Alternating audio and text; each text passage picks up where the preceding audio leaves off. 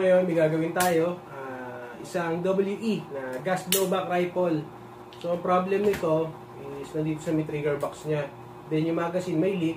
Inuna natin i-repair para matesting natin ng ayos pag nagpalit na tayo ng trigger box.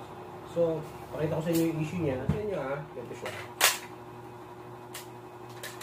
Sa semi, yan, okay siya, wala siyang problema. Pero pag nag-full automatic tayo, may kita yung semi, minsan sumasabay na yung full automatic niya. Nag-auto-fire na siya. So, yun. Nung chinek natin, nakita natin may problema na sa trigger box. So, yun yung kailangan natin i-repair ngayon. So, yun simulan na muna natin.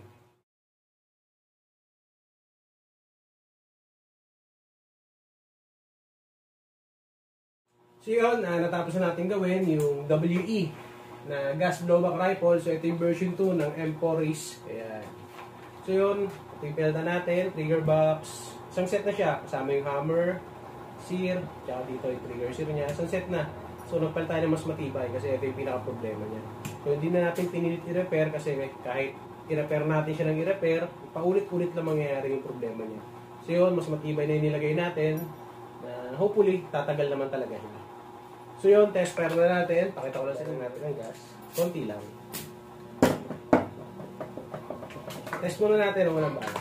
Tapos, makikita nyo, open bolt siya. So, ito yung release niyan. Then, fire. Kung wala siyang bala, automatic maglalak. So, sa ngayon, baba muna natin to para magamit natin siya kung walang bala. Wala siya. Firing. Automatic. So, yun. Okay na siya. Parang bago na ulit. Yun lang, sir. Sa owner nga pala ito. Ready to pick up na. Maraming salamat po.